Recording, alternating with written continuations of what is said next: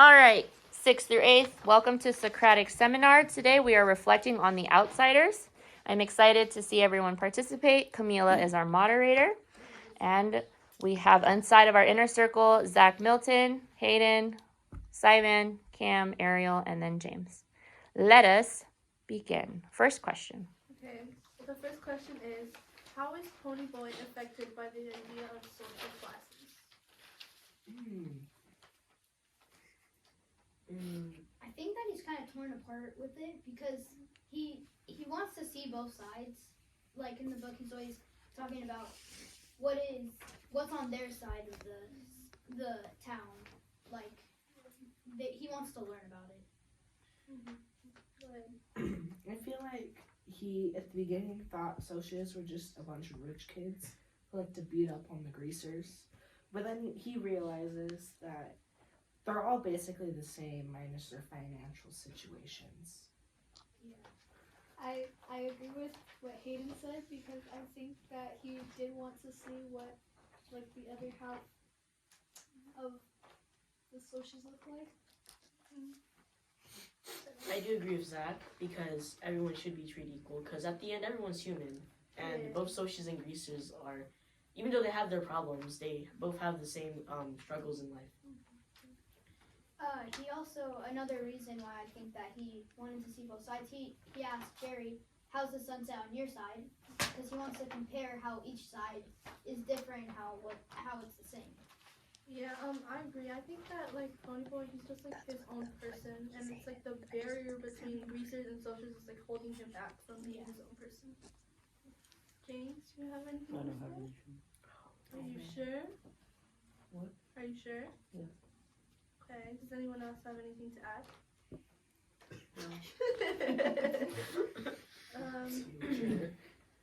Yeah.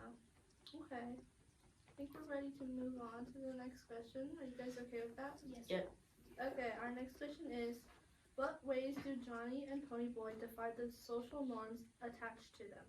How might this apply to our modern society? Okay, go ahead, Sarah.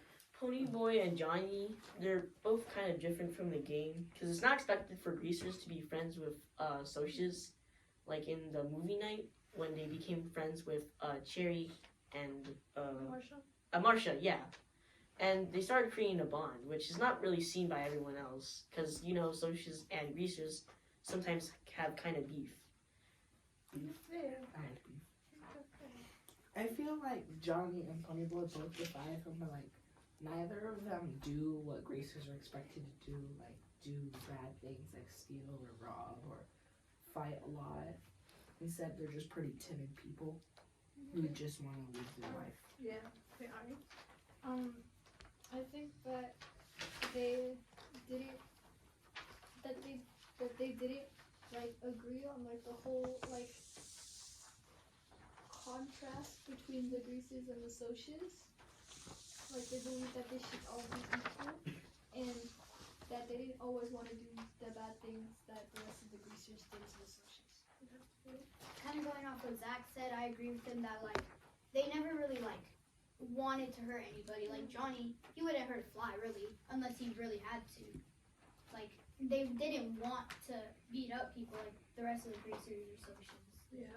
I agree with what you two said also because it's like they were just kind of there. Like they were just forced to be greasers. Like they didn't really feel like attached to being a greaser. They just wanted to be their own person. Okay. The only thing I found really sad near the end is that Pony was kind of depressed, and he was gonna really use that bottle to beat up that Soch. That made me kind of mad. But he mainly did it for self-defense. It wasn't like he was trying to do what the greasers would have done or the socials would have done, where he beat him up on purpose. He was more doing it for self-defense. Yeah, for sure. Like he didn't mean But he to. also was kind of numb at that point. Yeah. Yeah, but also like you can't really blame him. Like we're getting kind of off topic, but it's like you can't really blame him because it's like he just lost both of his best friends. He's like sick physically. He's depressed. Like yeah, like Tony was not okay. Yeah. I promise next question about you. Okay. Does anyone else have anything to add, or are we ready to move on? No. We're ready to move on. Okay. What number was that, Mindy? It was the second question. Yeah, but So, it was 4. Okay. Thank Thank you. Okay, so now the next question. In this novel, the two main social groups are the Greasers and the Socialists. What social groups exist today in our own observations? What could help end this clique culture? Use the novel and your own experience to justify your responses. Okay, I'm gonna. Sorry. Okay, I'm gonna start off with this one. I think like a big one today is like religion. Like I feel like we're like held not to a certain standard, but it's like a stereotype for being a certain religion. It's like if we're like Christian, oh we're mean or whatnot. And if it's like the world, we see them as like crazy and whatnot. And it's like I feel like that's one of the stereotypes. And then it's like for that at least to end this clique culture, I think we have to just look at the world in the way like that Jesus would. It's like we are all people, we're all equal, we all have our faults. Like you can't blame anyone for anything they do, you know? The response I wrote down as the first thing that comes to mind is the LGBTQ and straight people. And I know that sounds weird, but I know the Bible says like not to judge anybody, so I don't. But at the same time, the Bible says it's bad, so like I'm not part of that. But I also don't have any idea how to stop it, so I just brought it to the class. Hoping that you had an idea. In my opinion, I don't think you can really end cliques or gangs because, and with your topic of religion, you can't really stop people hating it because they have their own opinions, and the people that are inside of the religion, they can bring a bad image to it, how they speak with it. But the way that maybe you can help it is like everybody just respect each other and not get in each other's way with it. I do agree with Zach here about the LGBTQ. It's their choice if they become trans or gay or something, but we have to deal with it and we have to respect their choices. Yeah, okay, go ahead. Off James, if the whole world had the same religion, we wouldn't learn. Because if you think about it, we might not be following their religion, but we could learn from their religion. Yeah. Like, you know what I mean? Like, what they do, and you can read the Bible and figure out, like, different things. Yeah, I agree with you. I feel like if we didn't have people, like, disagreeing with us, we wouldn't have any place to learn. We would have, like, we wouldn't want to learn because there would be, like we already know. there would be nothing driving us. Yeah, I agree with that. Going off of what Camila said is I know what you're going through because our church talks about it all the time, and we've been talking about it a lot more recently since somebody tried to burn it down. And our church is like realizing like our church is a judgy church. Like I know we don't look like it at like first, but if you come here for a while, you'll start to realize that we're just judgy, and we're trying to improve on that. But I think it's mostly the older members that are like that, which influences all the newer members. Yeah. Like I don't think Miss Macias saw it when she went there because there were so many people. I just had good food, man. I know. Always the power. We came on like the best week. Are you done? Yeah. Okay. Thank you for sharing that. I feel like I agree with you, Kaya, that we're held to like a stereotype, of like what we're supposed to be doing, you know, because when I told people that I believed in God and that I was Christian, they said that they thought that I was supposed to be perfect, you know. Yeah. And I told them I wasn't, and they said you're not Christian. And so I believe that people will exclude you from like certain like groups if you aren't held to like a certain standard. Yeah. Adding to what James says, like I also agree, like you can't really stop like clique culture because it's like in each person, like they have to really reflect on themselves to be able to change their views at least. Like I don't think, because it's like yes, you can tell a person like, oh, like we're all people, we all have like the same feelings or whatnot, but it's really in you to change. And it's like just like greasers and like socialists, we all have like our stereotypes, like I said before. It's like if you're from the world, you're crazy, you're a bad influence, you suck, you know. But if it's like if you're a Christian, you're mean. You have to be perfect. You can't sin. And it's like we all make mistakes in life, and just like then we're all people at the end of the day, you know. That's part of being with a Yeah. Christian. We have Going to off- make mistakes. Yeah, go ahead. Going off of what Camila just said is like we're all like put into like either one of a couple of groups, like the greasers and the socias.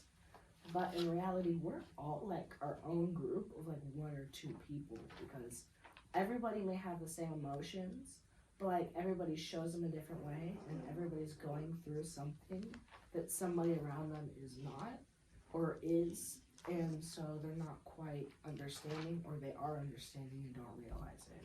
Yeah. Does anyone else have anything to say? Okay. Alright, so we're gonna move on. The next question is, why do you think S.E. Hinton included Robert Frost's poem, Nothing Gold Can Stay? In this novel, what is the poem's theme? In what ways does this theme connect with the song? No, I'm gonna start. Okay, so I have like written like what I like interpreted the poem being is like I wrote it down. It says like the poem Nothing Gold Can Stay connects with the book because like eventually everything perishes. You want all the good things to stay forever, but that can't they can't because everything has an end. So embrace like every beautiful moment or sad moment because like, in the end everything ends. Okay, I saw James first. That's kind of what I'm going off of. Like, nothing can ever stay perfect. Nothing good can stay good forever. Everything will come to an end.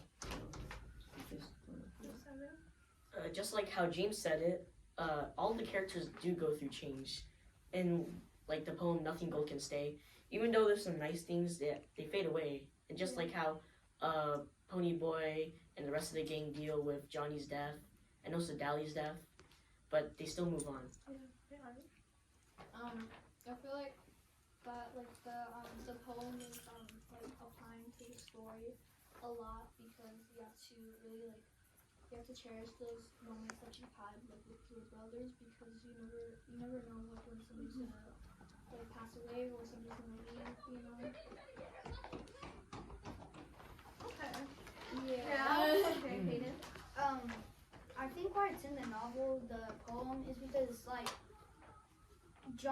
not Johnny, Pony had like he was a life, like he was living life, and then all of a sudden stuff just started happening to him, and he didn't know that there was going to be a church on fire that would kill his best friend.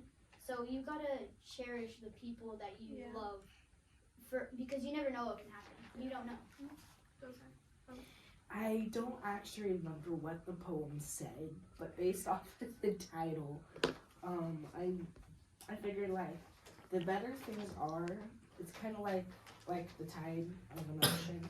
It goes up and then like it just comes like crashing down on you, and it sometimes hits you harder than it should have because you weren't ready for For it. sure, like I agree with you guys. Like you have to hold on to every moment, not just like the good, the bad as well, because you can learn a lot from them. Like you can learn a lot from the good, but also you can learn a lot from the bad. And I think this poem like fit the book perfectly because like I don't know how to like explain it that well, but it's like there's like a scene in the movie where like Ponyboy says the poem, and then Johnny's like, oh, like, yeah, that's what I meant. And then the letter, like, Johnny's like, when you're a child, you're gold, but, like, keep your innocence, you know? Okay, anyone else? Oh, man! Okay, yeah. Anyone else have something to say?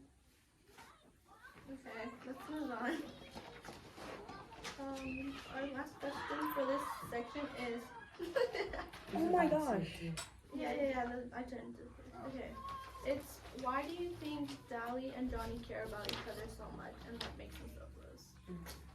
Okay, first. They both come from kind of bad parents, like people that don't really care for them. So they just go with the gang. They go with the greasers because those are their family. Those are people that actually actually care for them rather than their own parents.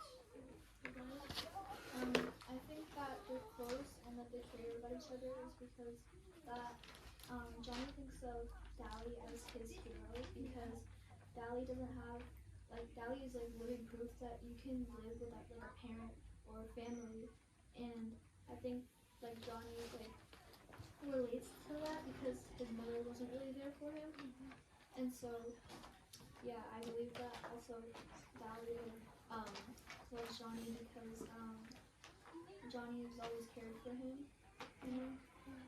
I'll get to you guys right now. I just wanted to say, like, I agree. Like, I think because they both have like that same like background of their parents, like not being there for them, and I think Dally like, really cares about Johnny because it's like he went through that. Like, he wants Johnny to have the life that he never got to have, and he wants to show Johnny that there is love, even if his like ways are a bit like rough, you know. And it's like Johnny looks up to Dally so much because like Ariel said, like he made it like without his parents, like he was able to get through life without them, and it's like they just both relate to each other because they both went through like pretty much the same thing. I do agree with you, Camilla. They have a lot in common, from really bad backgrounds for Johnny being abused and Dally parents not really caring about him. They just both want to have a normal life. So when they find each other in common, they just want each other to have a happy life. So they comfort each other every way. Yeah, going off what everybody said, I think like Dally, you know, he didn't have parents, like good parents and everything. So I think Johnny looked up to him because of that, and I think Dally liked Johnny because like he was the little guy, like he was the pet, like he was just there for him, like whenever he needed it, like they just were like that. Like that. Super close. Okay, go ahead. Kind of going off of what James and already said, is that like Johnny and Dally, nobody gets a perfect family, but some people get it worse than others, and then like you don't realize it until you've experienced what somebody else has, and then you realize it and want to either have more or less of it.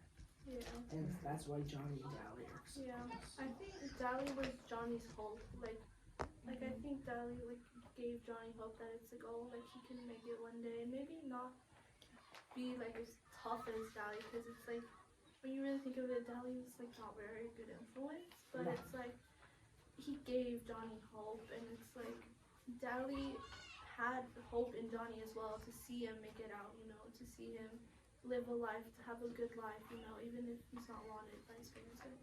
And that's why when Johnny died, he got so sad because he really he had high hopes for him. Yeah. I also feel like Johnny gave Dally hope because Dally wasn't alone. And then like when Johnny died, he felt maybe like he was alone. And so he's like, I'm done with this. Go ahead.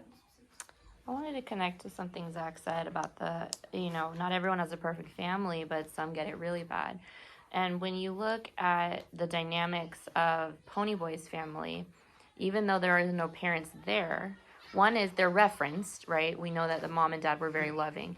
But when you look at the dynamics between the three brothers, you see evidence of how their parents raised them. You see evidence of love. Soda Pop could not be that full of joy and humor and love if he did not first have that modeled to him.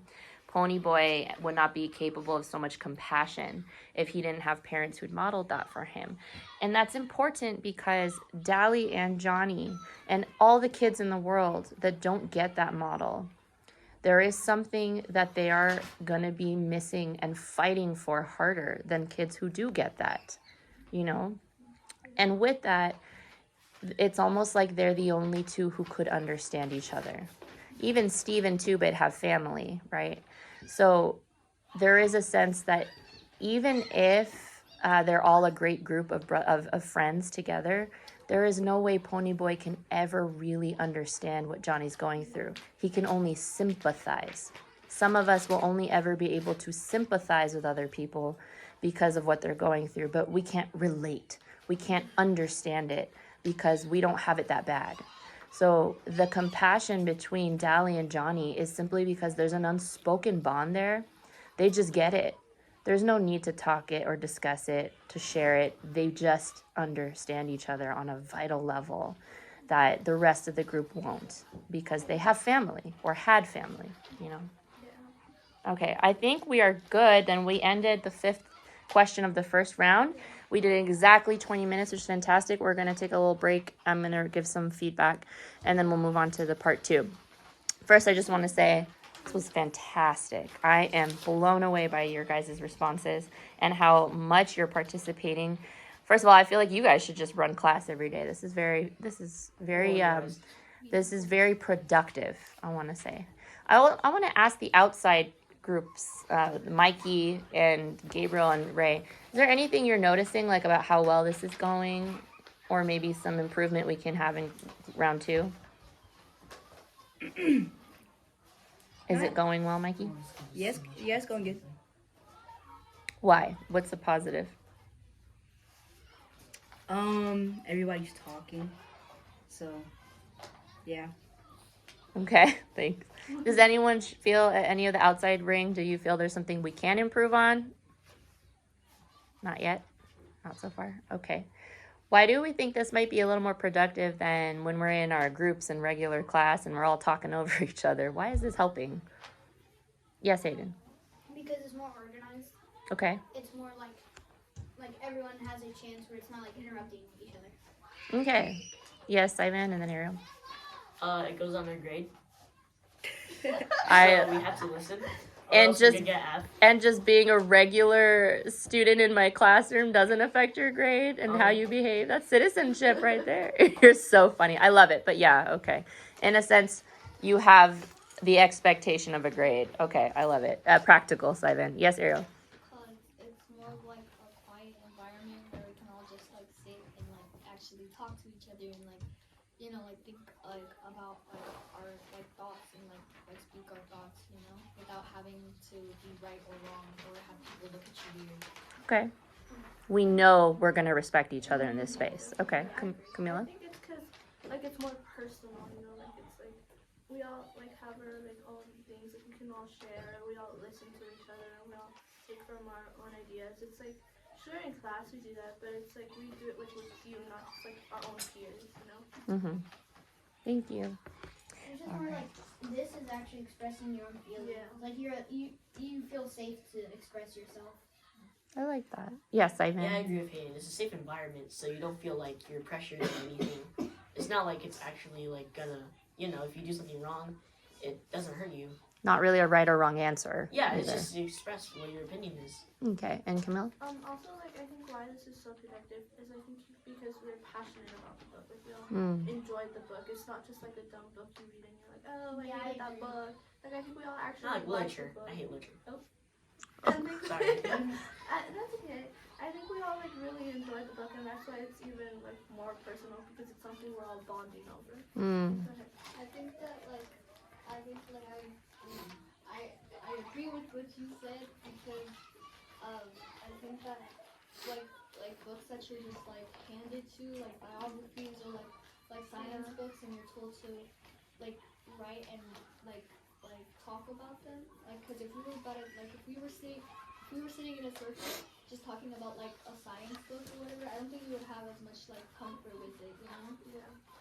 Yeah, like we wouldn't have fun and it wouldn't be like, you just kind of go with the flow. Like it wouldn't be like your own expression. Someone would say something and everyone would just go off what they said and be like, yeah. And that book probably wouldn't relate to pretty much anybody. Yeah, for sure. I feel it's because also, not that our lives are sad, but I think we also like we find ourselves in this book. You know, like we all connect to this book on a deeper level than we would with like a science textbook. You know? Mm-hmm. I hate Like science. some Yeah. way you can like You can see yourself. you can you can reflect it yourself. doesn't- it doesn't really have to be like, oh, I don't have like a mom or I don't have a dad. It can be like, oh, I relate to this character because I feel the same emotions as them, you know?